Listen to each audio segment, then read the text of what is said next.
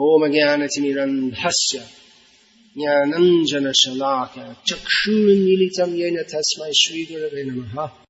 The last 8.5 lines of this purport. This purport is now concluded. Full of important subject matter. First of all, Prabhupada is putting the subject of this paragraph, the serious student. Serious.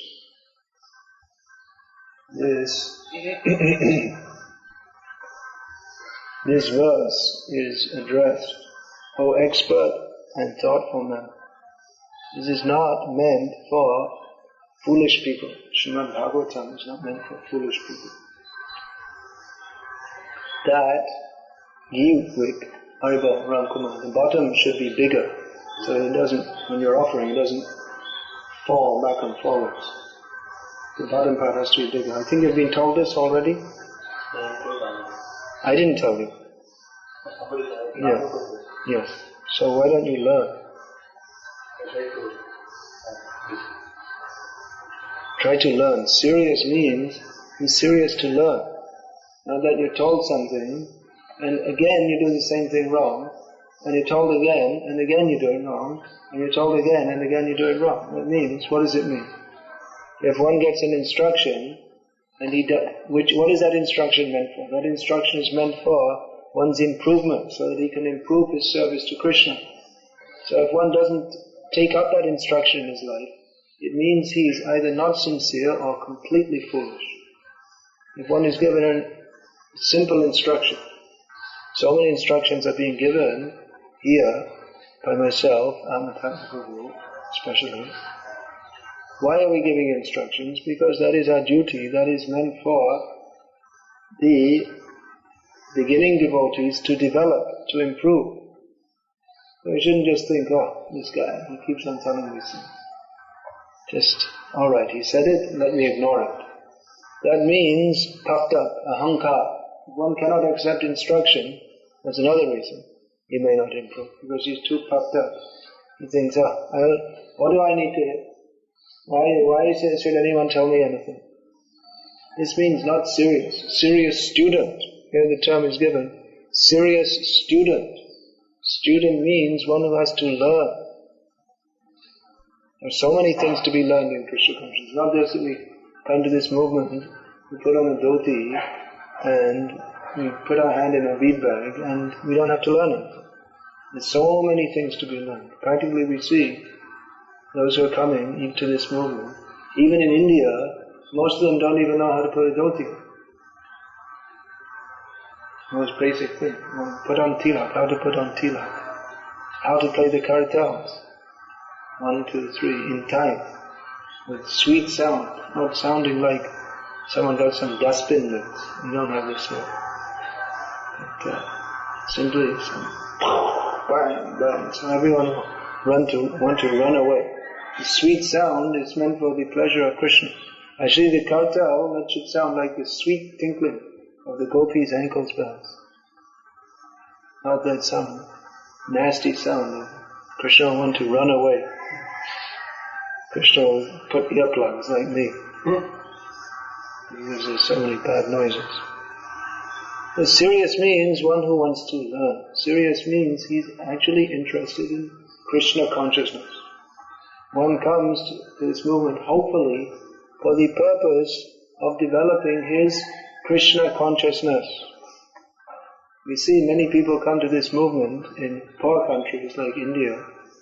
They come, they're thinking, well, if I join this movement, maybe I could go to America after something, or get a foreign wife.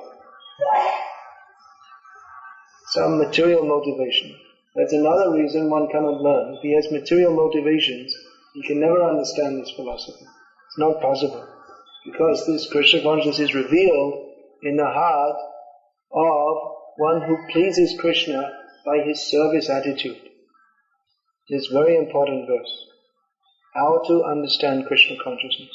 What is the method? Who knows?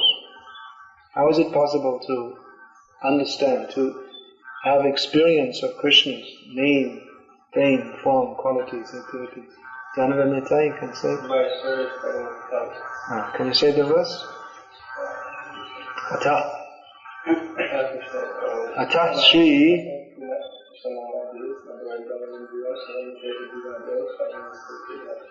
Atah Shri Krishna Namadi Na Bhavet Rahyamindriyai Sivom Mukhe Hi Jivado Swayameva Spuratyada. Now you come to India, try and get the pronunciation better, because in America it's pronounced American way, and in England it's pronounced English way, but you can try and learn that pronunciation. That would be very impressive to people. Say correct pronunciation. And if you say with wrong pronunciation, people they may not understand what you're saying at all. Atah Shri Krishna Namadi Nabhaved Grahyamindriyai. Krishna Namadi. Namadi means, what is this Adi? We had before, Janmadi. What does that mean? Means beginning. So Janmadi means? In this case, Adi means etc. Beginning with Janma means Shrishti, Sthiti, Pralaya. Creation, maintenance and destruction. So, Namadi means Nam, Gun, Rup, Lila, all these.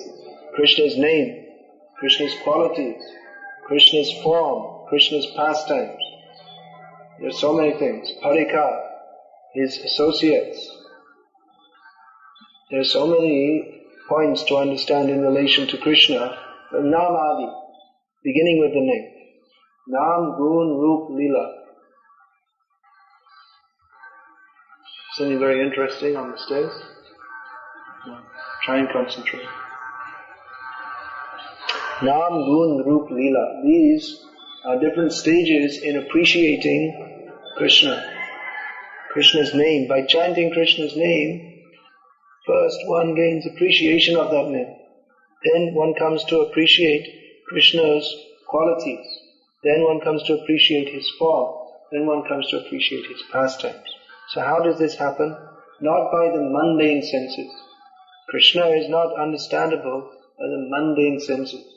Therefore, those who are non-bona fide speakers of Bhagavatam, they simply try to appeal to the mundane senses of mundane listeners. They themselves are mundane. Therefore, it's only an imitation of discussion of Bhagavatam.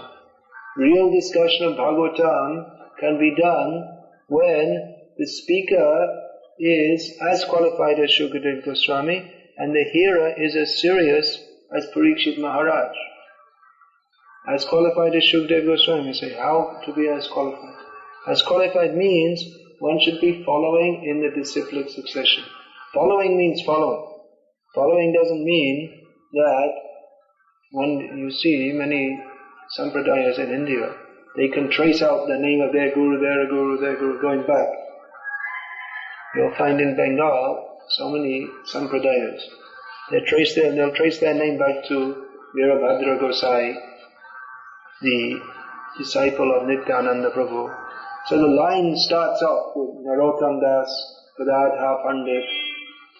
The line comes down and then you see here's a guru now, supposed to be guru. But he doesn't at all represent Narottam Das, even though they call him Narottam Parivar. Parivar means it's Parivar only. Just simply some disciple of Narottam Das, Parivar means family. So in Bengal they have these so-called sampradayas, Narottam Parivar, Advaita Parivar as they pronounce in Bengal. Gadadhar Parivar. Well, Gadadhar Pandit never married, but some disciple of Gadadhar Pandit or disciple of disciple, he got married, and then what happens? The disciple has so many disciples, and then his son, he thinks this is family business, and he initiates the disciples of the children of his father's disciples, and in this way a paribar is started.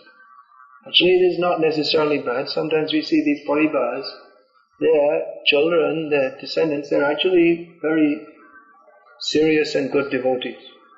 Not necessarily that they're bad, but when the idea comes that it's one's family property, one's family right to initiate and take donations to maintain his family. So it becomes family business, simply collecting disciples to support one's family, and no exchange of spiritual value.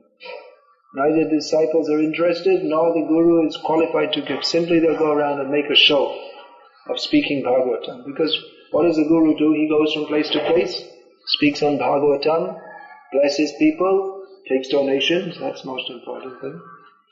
And in this way, this is what a guru is supposed to do. So the social need of having a guru is fulfilled, but the spiritual need is not at all fulfilled. Actually, guru is not meant for fulfilling a social need. Guru is meant for fulfilling the spiritual need. Not simply because people in Hindu families, they hear that you have to have a guru. Everyone has to have a guru. So I have to have a guru. So they find out some guru, someone who's making a show of being guru. Everyone needs a guru means everyone should be serious to understand the purpose of human life.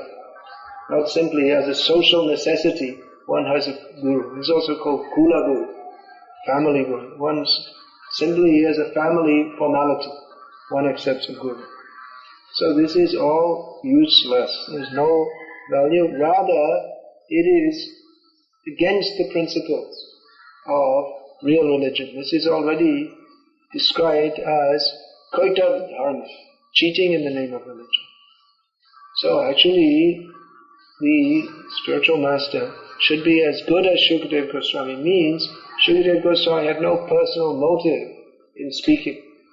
He was speaking out of happiness that here is someone who is desirous to hear the message of Bhagavatam, desirous to learn, desirous to understand. That is the meaning of disciple, not simply coming for blessings and then go away and don't want to learn anything. Parikshit Maharaj was very eager to hear, very eager to understand. Therefore, Shukadeva Goswami became encouraged to speak to him. The example is given that if a man is potent and if a woman is fertile, then by their combination, a child, if the combination is made under the correct circumstances, the child will certainly be produced. So in the same way, if the spiritual master is bona fide and the disciple is sincere and serious, then the result will certainly be achieved, that the disciple will progress in understanding of Krishna and gradually come to the perfectional stage. Srila Shukadeva Goswami described the Bhagavatam from its very beginning, point by point, step by step. You have to learn from the beginning. From the beginning means, even before hearing Bhagavatam, one should have some qualification. Bhagavatam is very exalted Shastra. So some basic things should be understood even before understanding Bhagavatam. You see that Prabhupada, he taught Bhagavad-gita before he taught Bhagavatam. And so many other points he taught. How to dress, how to put on tilak, how to address the spiritual master, how to behave as some basic understanding of how to live and behave as a devotee should be understood before one can even begin to understand spiritual subject matter. Just like in the school, what is the first thing they teach you? They don't teach you calculus, trigonometry. They don't teach you these things. They teach you A, B, C, 2 plus 2 equals 4. And even before that, what's going on here? The touch of your lotus feet. Even before that, what do they teach? How to stand up, sit down, how to respect the teacher. Very basic things. So, Srimad Bhagavatam should be understood from the beginning. One should accept this training in Krishna consciousness from the beginning, not for the satisfaction of one's own senses. That also you see in our society, this idea has entered in to some extent. That some people, they're looking for a very nice guru. I want a nice guru who smiles at me. And I'll smile back. And that's all. That is my whole relationship with my guru. That I see him, he smiles at me, and I smile. And by your mercy, Guru Dev, I will be delivered, although I don't follow any instructions whatsoever. But I'm simply waiting for your causeless mercy, because there's absolutely no cause why you should be merciful to me, because I don't follow anything. So I want your causeless mercy. I'm just praying for your causeless mercy. So no, the business of the Guru is not to satisfy the mundaner. Mundaner, we don't think the only mundaner thing is the only mundaner means someone who's outside this Krishna consciousness. Anyone who walks in the door, then automatically, anyone who walks in the door and says, I am an ISKCON devotee, then automatically means he's transcendental. Automatically we have become transcendental. Why? Because we live in the ISKCON ashram, even though we don't get up in the morning, or we don't execute our service very seriously, but we are transcendental. We don't have to follow all these rules and regulations because we are transcendental. This is a most misleading misconception. One is transcendental when he is actually fixed in thinking of Krishna 24 hours a day. Until one has reached that point, one is tinged, or not tinged, one may be 99% overwhelmed by material contamination. Nevertheless, one is not considered a mundaner if one is serious to understand Krishna. That we are materially contaminated is understood. Otherwise, what are we doing in this material world? We're here because we are materially contaminated. But the serious desire to understand Krishna, that makes one a transcendentalist. That makes one situated properly on the path of Krishna consciousness.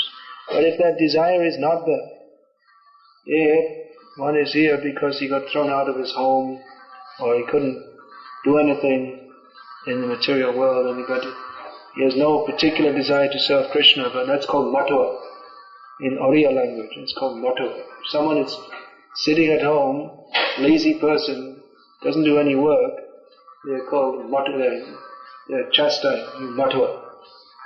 Matua means someone who lives in a mutt, because it's understood that one who lives in a mutt, in an ashram, he's there simply because it's a nice arrangement to eat and sleep without doing any work. So if one is simply sitting at home, in Bengal you'll find so many people, they'll sit at home doing nothing. Why? Because they got a degree in the university. So there's not enough jobs for the degree workers. Of course there's jobs in the factories, but they won't take that because I am educated. I got a degree. Even the degree they get by cheating. But anyway, they got a degree. So now it's below their dignity to work in the factory. So they simply sit and do nothing. And consider themselves to be highly elevated. So, matua is not wanted. One who is serious to serve Krishna, that is wanted. So serious to serve means he's serious to learn, serious to hear, serious to follow the process of Krishna consciousness. Then one can begin to understand.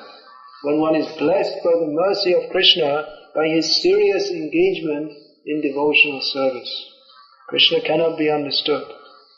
It's not that Krishna cannot be understood by any material endeavor. Not simply that coming here one can understand, but one has to engage seriously in Krishna's service. Then when Krishna is pleased by one's service attitude, then he may be kind enough to reveal himself.